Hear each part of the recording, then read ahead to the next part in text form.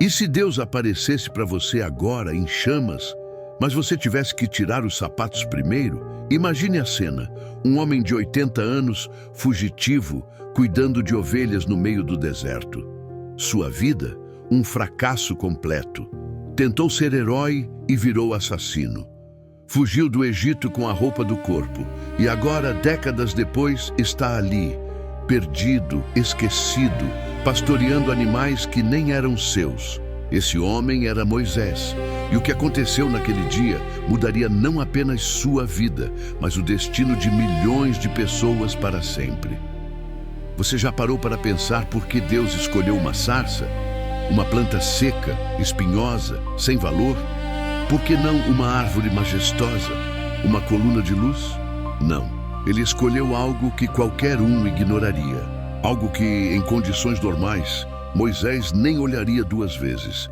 Mas aquela sarça estava pegando fogo e não se consumia. Aqui está o segredo que poucos percebem. Deus não aparece do jeito que esperamos. Ele não vem com trombetas quando estamos prontos. Ele vem no deserto quando estamos quebrados, quando desistimos de nós mesmos, e usa o ordinário para revelar o extraordinário. Moisés estava no Monte Horebe, também chamado de Monte Sinai, o mesmo lugar onde décadas depois ele receberia os 10 mandamentos. Não foi coincidência. Deus estava preparando aquele local, aquele momento, aquela vida. Cada passo do fracasso de Moisés foi, na verdade, um passo em direção ao seu verdadeiro propósito. Mas tem algo mais profundo acontecendo aqui. A sarça ardente não era apenas um fenômeno visual. Era uma mensagem teológica poderosa.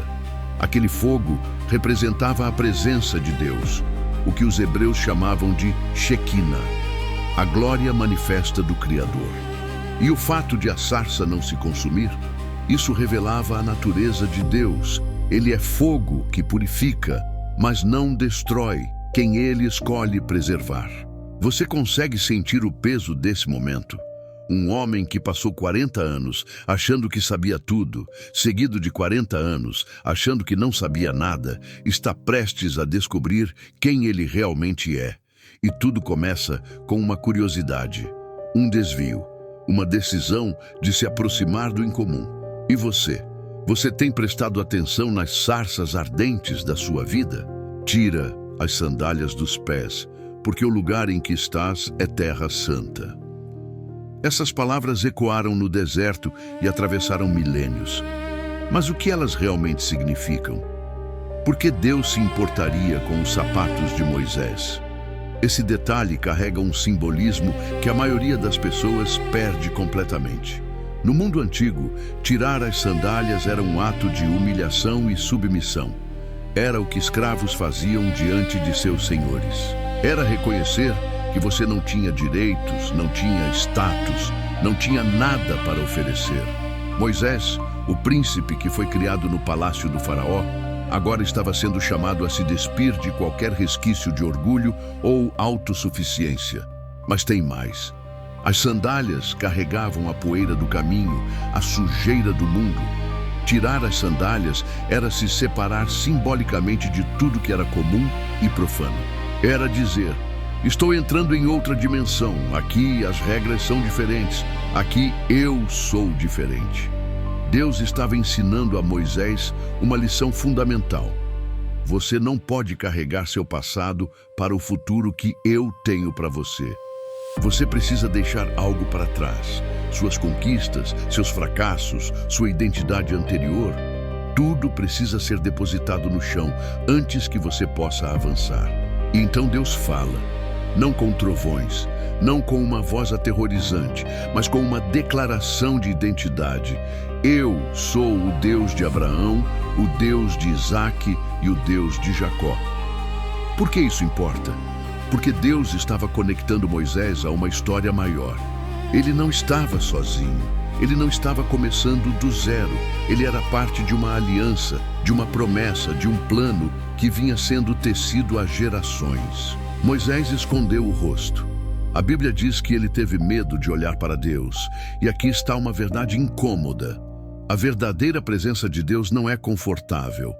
Ela não é uma experiência fofa e sentimental. Ela confronta, ela expõe. Ela nos faz sentir pequenos, mas não insignificantes. Pequenos, mas escolhidos. E o que Deus queria? Ele tinha visto a aflição do seu povo no Egito. Tinha ouvido o clamor deles sob a escravidão. E agora ele estava prestes a fazer algo a respeito. E adivinha quem ele escolheu para liderar essa missão impossível? Um velho pastor de ovelhas que mal conseguia cuidar de si mesmo. A ironia é brutal, não é? Eu te enviarei ao faraó para que tires o meu povo do Egito. Moisés deve ter sentido seu coração parar nesse momento. Voltar para o Egito? Enfrentar o faraó? Ele, um fugitivo procurado por assassinato? Isso não era apenas perigoso, era suicídio. E Deus sabia disso.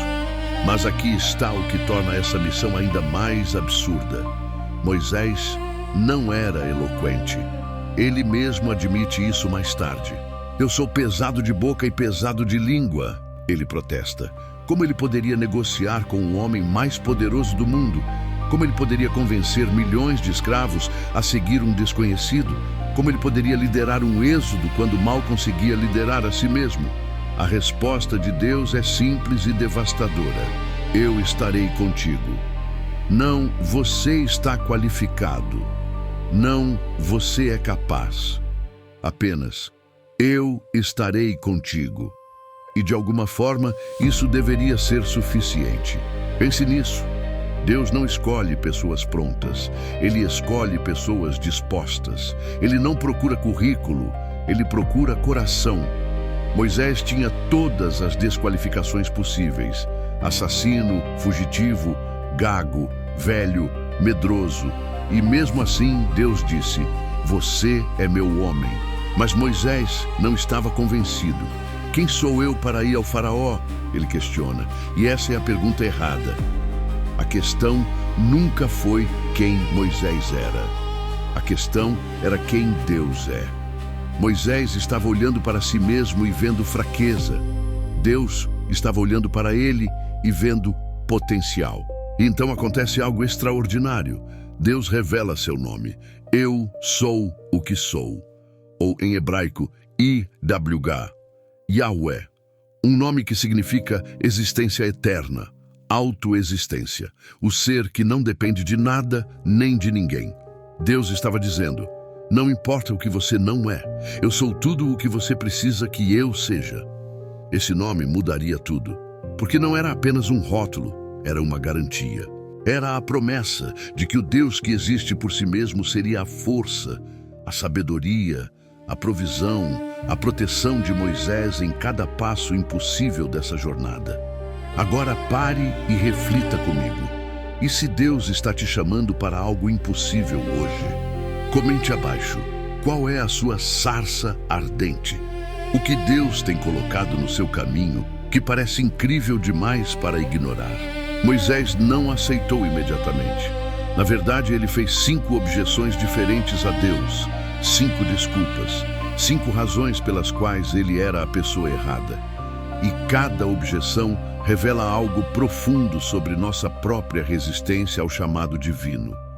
Primeira objeção: quem sou eu? É a objeção da inadequação. Moisés se sentia pequeno demais, insignificante demais. E Deus respondeu mudando o foco. Eu estarei contigo. O tamanho de Moisés não importava. O tamanho de Deus, sim. Segunda objeção. Quando o povo me perguntar quem te enviou, o que eu digo? É a objeção da credibilidade. Moisés temia não ser levado a sério. E Deus respondeu revelando o seu nome, dando a Moisés autoridade baseada não em quem ele era, mas em quem o enviava. Terceira objeção: e se eles não acreditarem em mim? É a objeção da rejeição. Moisés tinha medo de ser ridicularizado, ignorado, e Deus respondeu dando-lhe sinais miraculosos. A vara que se transformava em serpente, a mão que ficava leprosa e se curava, a água que se transformava em sangue, provas tangíveis do poder divino. Quarta objeção: Eu não sei falar bem. É a objeção da incapacidade. Moisés alegava ter algum tipo de impedimento de fala. E Deus, frustrado, perguntou: quem fez a boca do homem? Não fui eu? Em outras palavras, você acha que eu não sei das suas limitações? Você acha que eu cometi um erro ao te escolher? Quinta objeção, e essa é a pior: envia outra pessoa. É a objeção da recusa direta. Moisés simplesmente não queria ir. E aqui a Bíblia diz que a ira de Deus se acendeu contra ele. Porque essa não era mais uma questão de dúvida ou medo. Era rebelião disfarçada de humildade. Deus então oferece um compromisso.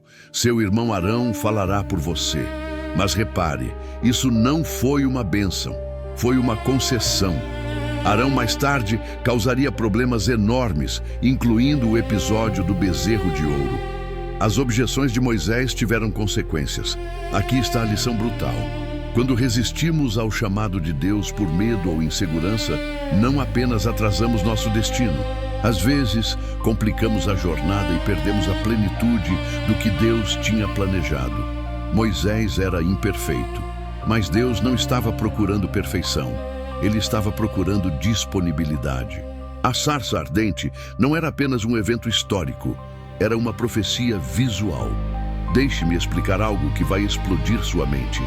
Aquela sarça representava Israel, uma planta seca, espinhosa, sem valor aparente no deserto da escravidão. E o fogo? O fogo representava a aflição, a perseguição, o sofrimento sob o jugo do Egito. Mas veja o milagre. A sarça ardia, mas não se consumia. Israel seria testado pelo fogo, mas não seria destruído. Isso se cumpriu literalmente. Durante séculos, impérios tentaram apagar Israel: Egito, Assíria, Babilônia, Pérsia, Grécia, Roma e incontáveis outros ao longo da história. Mas Israel continua existindo. Como a sarça, eles arderam nas chamas da perseguição, mas nunca foram consumidos. Mas tem ainda mais camadas de significado aqui. A sarça também representa a própria natureza de Deus. Fogo na Bíblia sempre simboliza a presença divina. No Monte Sinai, Deus desceu em fogo. No templo, a presença de Deus era manifestada em fogo. No Pentecostes, línguas de fogo pousaram sobre os discípulos.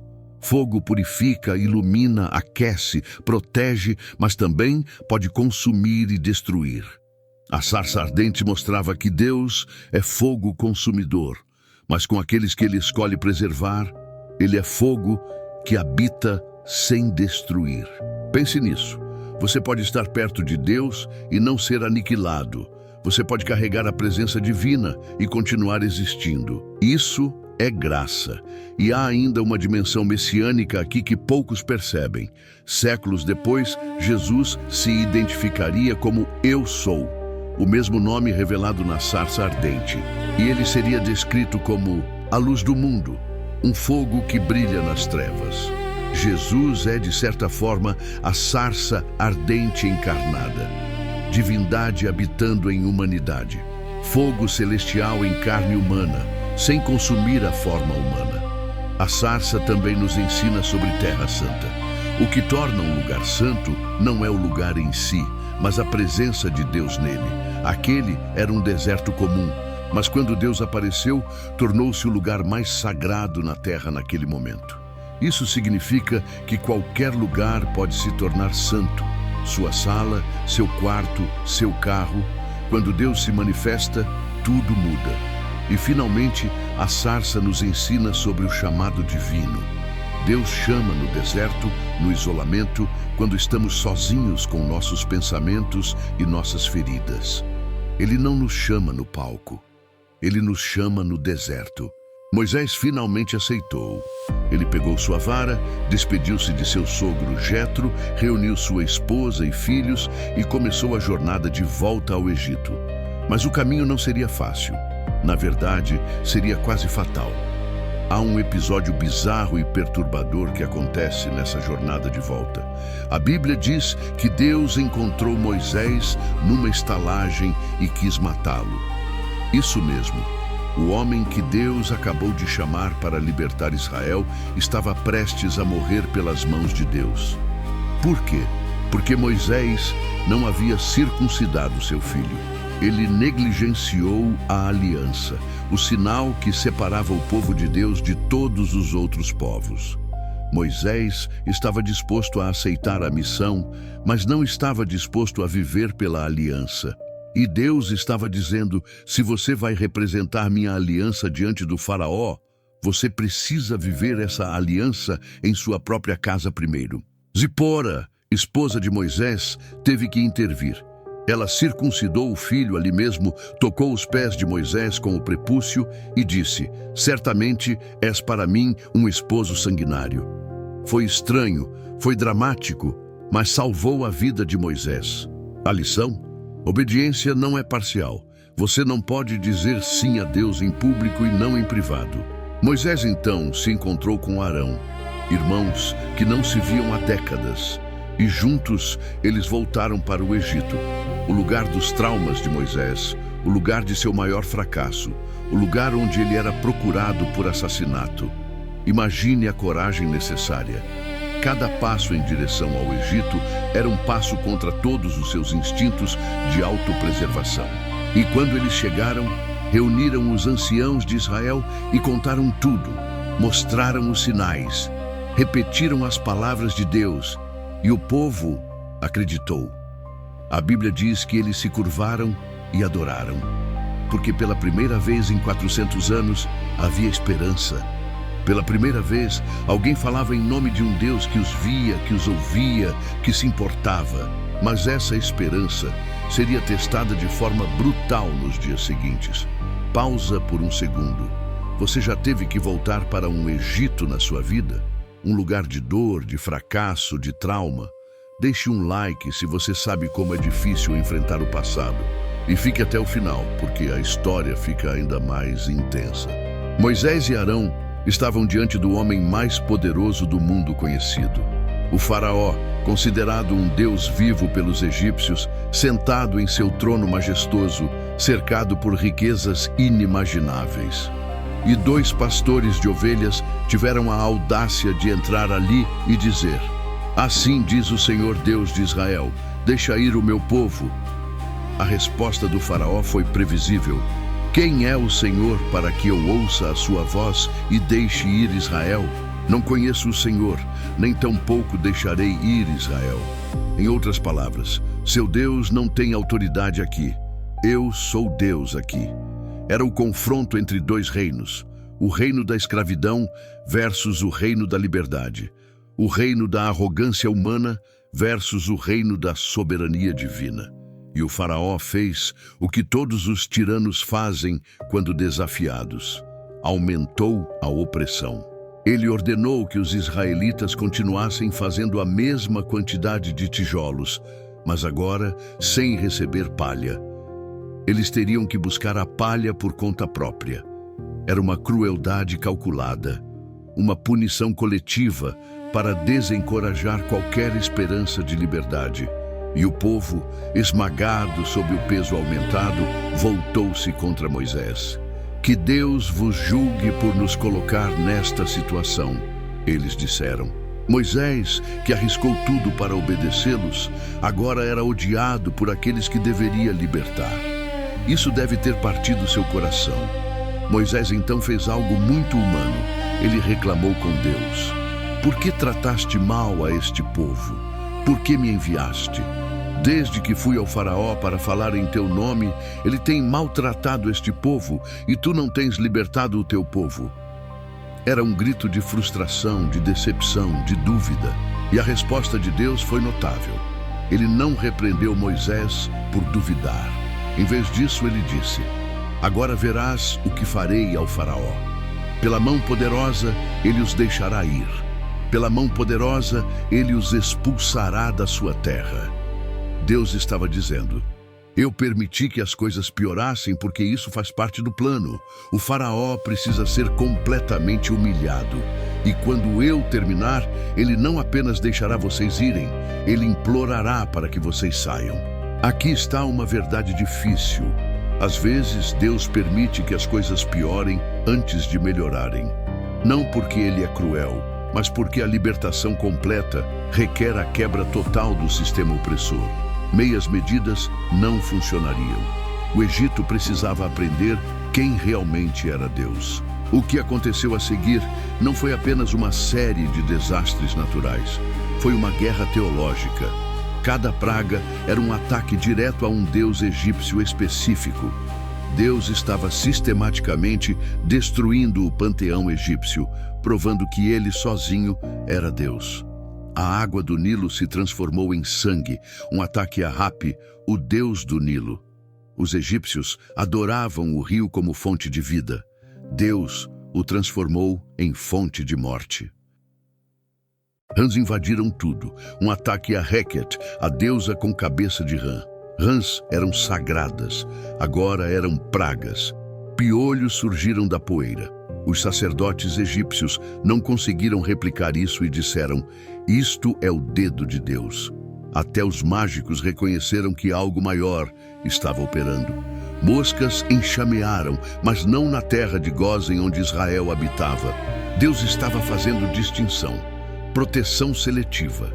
Isso era importante, mostrava que Deus tinha controle absoluto. Peste nos animais, úlceras nos corpos, granizo com fogo, gafanhotos que cobriam o solo, trevas tão densas que podiam ser sentidas, cada praga mais severa que a anterior. E a cada vez o faraó endurecia seu coração. Ou seria Deus endurecendo? A Bíblia diz ambos.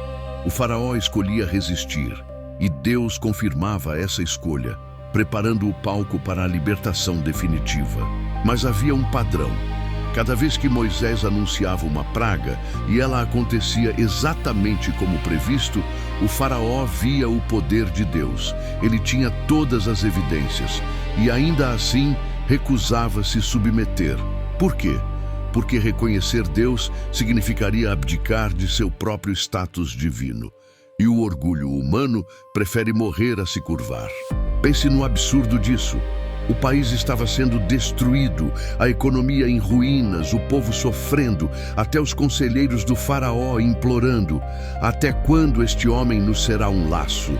Deixa ir os homens." Mas o faraó não cedia. Isso é o que o orgulho faz. Ele nos mantém presos mesmo quando a chave está na nossa mão. E então veio o anúncio da 10ª praga. A pior de todas, a morte dos primogênitos. Todo primogênito egípcio morreria em uma noite, do filho do faraó ao filho da serva. Seria o golpe final, o julgamento derradeiro. Antes da 10ª praga, Deus deu instruções específicas a Israel.